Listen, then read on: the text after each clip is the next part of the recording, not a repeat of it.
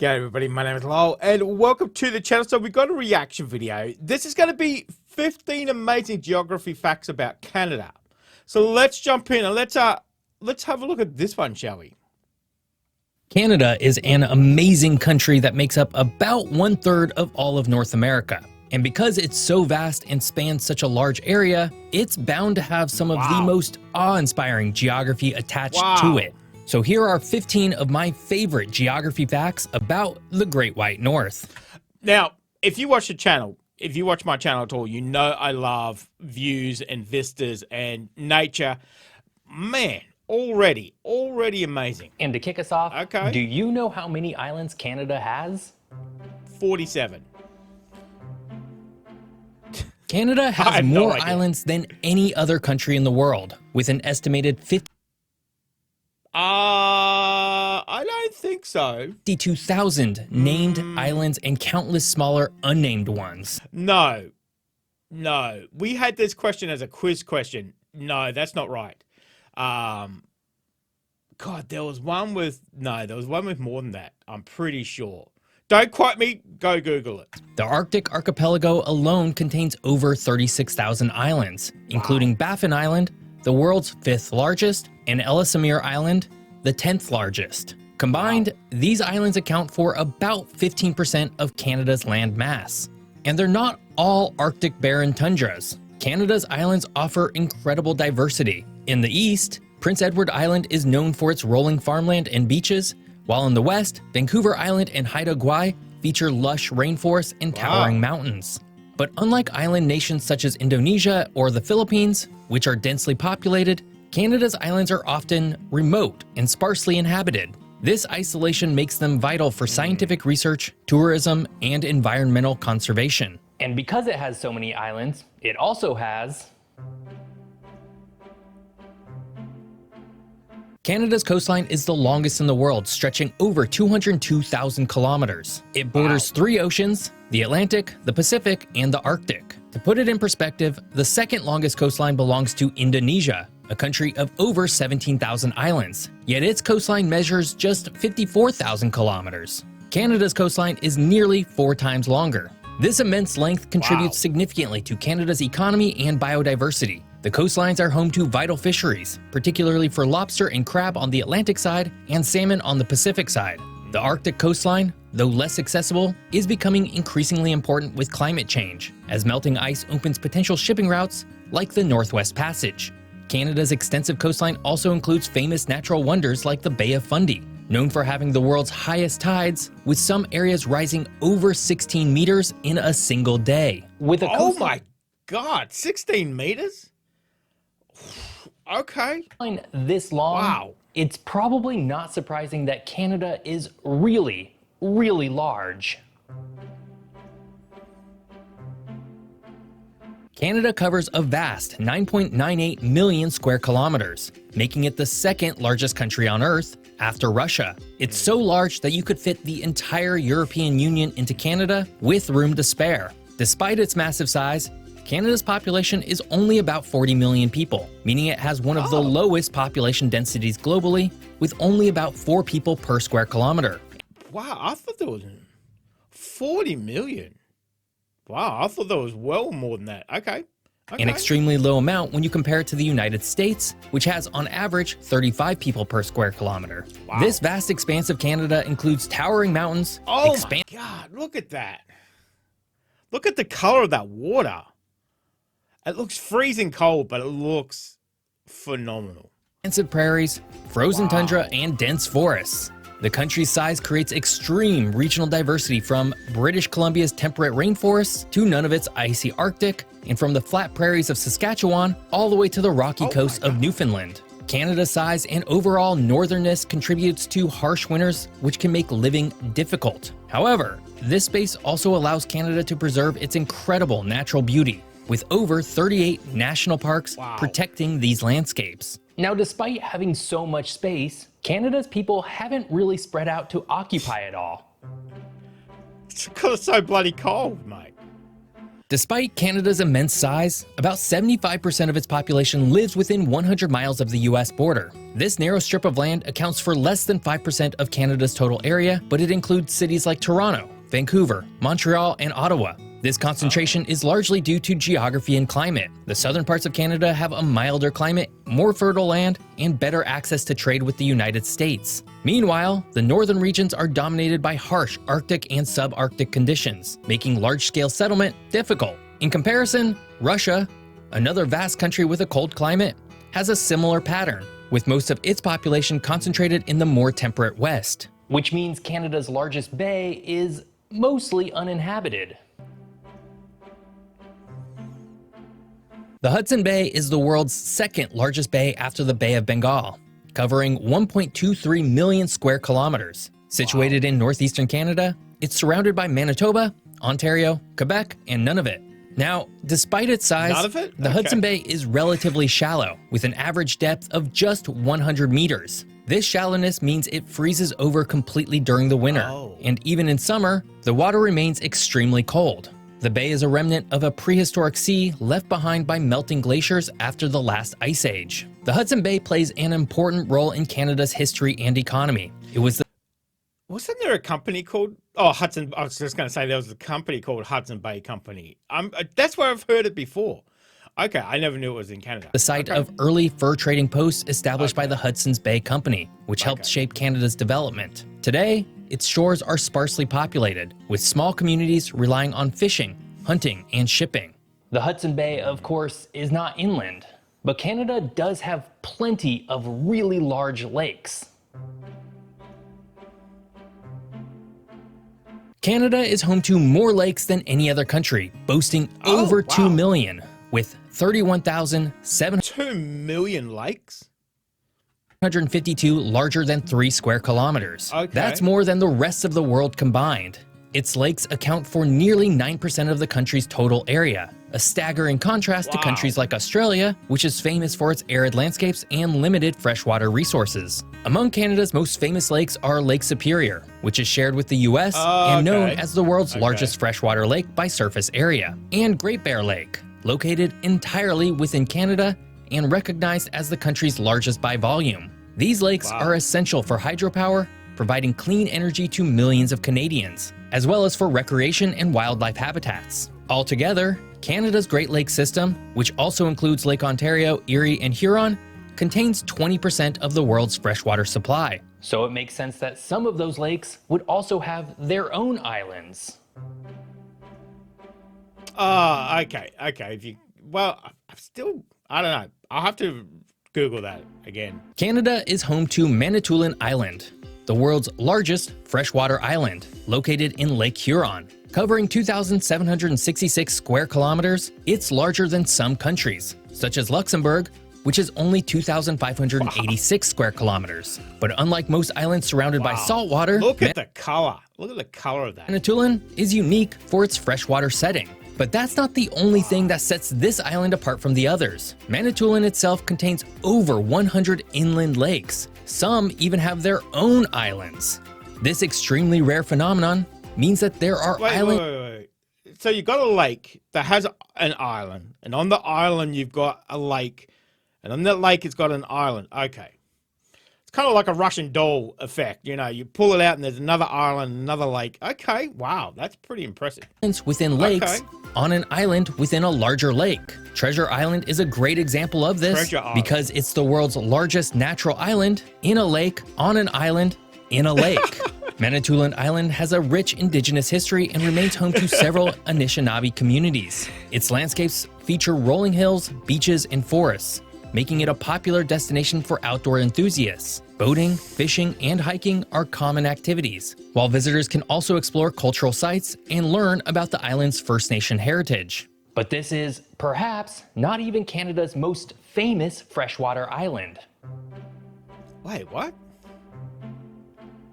Canada's southernmost point, Middle Island, is farther south than parts of Northern California. Located within Lake Erie at 41.4 degrees north, it lies on the same latitude as cities like Rome and Chicago. However, its location surprises many because Canada is often associated with northern cold climates and snow-covered landscapes. Now, all that said, there are no permanent settlements on So that kind of cuts right into, okay. I didn't think it would get that far down Canada. Middle Island, Okay. as the entire island is a conservation area. So Oh. technically, Canada's southernmost point with people would be Pelee Island, just a little north of Middle Island.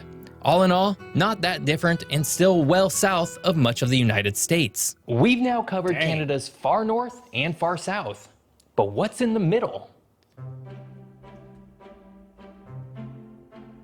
Okay. Canada's Boreal Forest is one of the largest intact forests in the entire world, spanning over 2.7 million square kilometers and stretching from Newfoundland to the Yukon. This biome covers nearly 35% of Canada's land area, making it a critical component of the country's geography and environmental health. The Boreal Forest is home to iconic species such as moose, lynx, and wolves, as well as billions of migratory birds that nest here in the summer. Its trees, mainly Wow. spruces, pines, and firs, also play a vital role in sequestering carbon, helping to mitigate climate change. Canada's Boreal Forest is larger than those in Russia or Scandinavia, and it plays a crucial role in regulating global weather patterns. Its vastness and importance have earned it recognition as one of the world's most significant ecosystems. Unlike tropical rainforests, which are shrinking due to deforestation, much of Canada's Boreal Forest remains pristine. However, wildfires are a growing concern for the region as every summer, lightning storms set off large, unmanageable fires.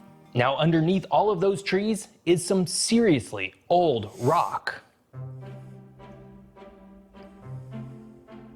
Canada is home to some of the oldest rocks on Earth, dating back nearly 4 billion years. These ancient formations are found in the Canadian Shield, a massive geologic feature that stretches across northern and eastern Canada, including parts of Quebec, Ontario, Manitoba, and the Northwest Territories. The Canadian Shield is a Wait, that's just one continuous rock formation, I guess. Okay. Dang. treasure trove for geologists. In 2008, researchers discovered rocks in northern Quebec's Greenstone Belt that are believed to be 4.28 billion years old, predating most life on Earth. These rocks provide a glimpse into Earth's earliest crust and the conditions that shaped our planet. Beyond its age, the Shield is a vital economic region. Rich in minerals like gold, nickel, and copper, it has driven Canada's mining industry for decades. Its rugged landscape, dotted with thousands of lakes and forests, also support tourism and serve as a major carbon sink, absorbing more carbon from the atmosphere than it releases. All that said, the Canadian Shield does not cross Canada's Great Divide.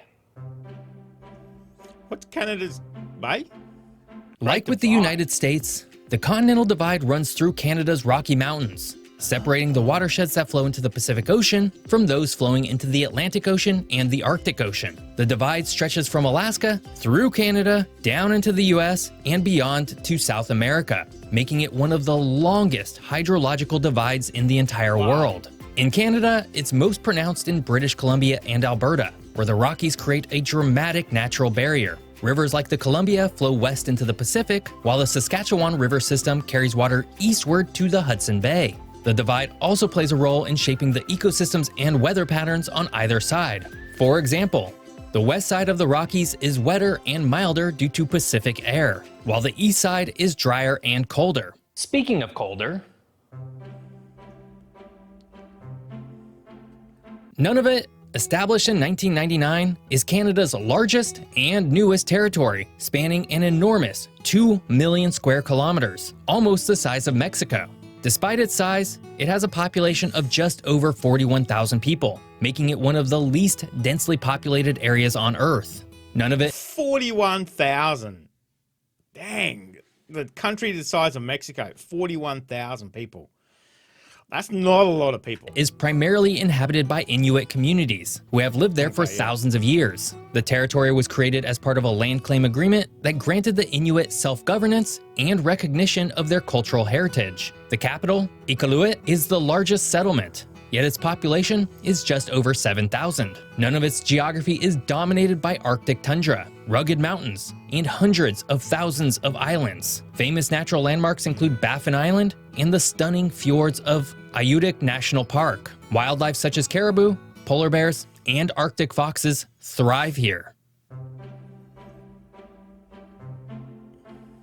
Towering Very at tall. 5,959 meters, Okay. Mount Logan in Yukon is Canada's tallest peak and the second highest mountain in North America after Denali in Alaska. Located within Kluane National Park, the mountain is part of the St. Elias Range, a region known for its rugged beauty and massive ice. I gotta say, one thing about Canada that I've noticed, it is stunning. It is absolutely stunning. Just absolutely breathtaking, some of these scenes. Just amazing. Fields. Oh And my despite God. its already immense size, Mount Logan is still growing by a whopping 0.35 millimeters a year due to the tectonic collision between the Pacific and North American plates. It also holds the record for having the largest base circumference of any non-volcanic mountain, stretching 40 kilometers long, making it a colossal natural wonder. While less famous than Everest or Denali, Mount Logan presents climbers with equally challenging conditions. Temperatures I've never heard of Mount Logan. Interesting. Interesting that it keeps growing. Obviously, those plates are pushing it up from the bottom. Okay. can plunge below negative Wow. 45 degrees Celsius, and storms can last for weeks. These extreme conditions have kept the mountain relatively untouched by human activity. But something that hasn't gone untouched is Canada's vast oil reserves. Of course. This might sound surprising, but Canada ranks among the world's top oil producers, holding the I third would never largest have guessed proven that. oil reserves globally after I don't think I've ever heard of Canada having oil. I don't know if I just have never heard of it. They keep it quiet or what. I've never heard of that. Venezuela and Saudi Arabia. Most of Canada's oil is found in the Athabasca oil sands in Alberta, a vast area containing an estimated 165 billion barrels of recoverable oil. But unlike Wow. conventional oil reserves, much of Canada's oil is in the form of bitumen, a heavy, viscous form of crude oil that requires extensive processing. The oil sands have been both an economic boon and an environmental challenge. Alberta's oil industry generates billions in revenue and supports thousands of jobs, but it's also criticized for its high carbon emissions and impact on local ecosystems. Canada's oil exports are primarily sent to the United States, making it the largest foreign supplier to the US. Despite this, Canada's oil industry faces challenging in diversifying its markets, as pipeline expansions like the Trans Mountain Project face political and environmental hurdles. Finally, Canada spans 6 primary time zones, making it one of the most time-diverse nations on Earth. From Pacific time in British Columbia to Newfoundland time in the Far East, Canada's time zones reflect the sheer vastness of its geography. Newfoundland is particularly unique as it operates on a half-hour offset, a quirk shared by only a few other places worldwide. Canada's time zones are essential for global trade and travel, particularly with its southern neighbor, the United States. The US shares 4 of Canada's time zones, making cross-border coordination smoother than it might be otherwise. This time diversity poses challenges for national coordination though. For example, live broadcasts of sporting events or political speeches often cater to Eastern time, leaving Western and Atlantic provinces watching at odd hours. It also underscores the immense size of the country. When Vancouverites wake up, Newfoundlanders are already preparing lunch. Hey Canada, I'm going off script here just a little bit because there's some really wild things happening in our world right now, particularly between the United States and, of course, your own country. I just want to take a minute to reaffirm that I love Canada. In fact, in many ways, it's my very favorite country. I'm a Pacific Northwest person through and through, but in terms of actual countries, Canada is probably the place that I would most feel at home. I get that there's a lot of anxiety floating around based on a lot of things that are being said by world leaders who have no reason to say those things. And I understand that a lot of Canadians are feeling a lot of distrust and hurt by the way that their former friend, the United States, is talking about them. I guess all that I can say at this moment in time is that I fully believe in a free and independent Canada. I love Canada, and if I have anything to say in the matter, Canada will remain free forever. I hope you guys enjoyed this video. If you did, please subscribe to the channel and like the video. So, very interesting video. I hardly know anything about Canada. I didn't know about all the time zones. I didn't know about the oil. Some very, very interesting geology up there as well, the Canadian Shield and everything. But I must say, the one thing I got, just looking at the pictures, it's just stunning. The landscape, the whole country just looks amazing. Freezing cold. Don't get me wrong. I would not live up there. That is 100%. I'm from Queensland. I would physically die living in Canada. That would be too cold, too cold. But very interesting video. Um, Third largest producer of oil. I know it's in the form of bitumen and it's, it takes a lot of processing and stuff, but never heard that. Never knew that at all. And it's kind of, looking at some of the facts and stuff, it's kind of reminiscent of Australia. In Australia, we've got 25 million. It's not much smaller than Canada, but we're the same. We live in the edge of, our country as well. We're the opposite, whereas you guys are, obviously cold and struggling with that. We're hot and, there's nothing out there, so very reminiscent of Australia in that way as well too. So, but very interesting video. Very, very interesting video. So let me know what you guys thought of it. Thank you very much for joining me today. Make sure you stay safe, and I'll definitely see you in the next reaction video. Oh, you're still here? You want more content? Why don't you check out my Patreon down here? You'll get plenty more content and some exclusive videos over there too. If not, why not check out this one over here?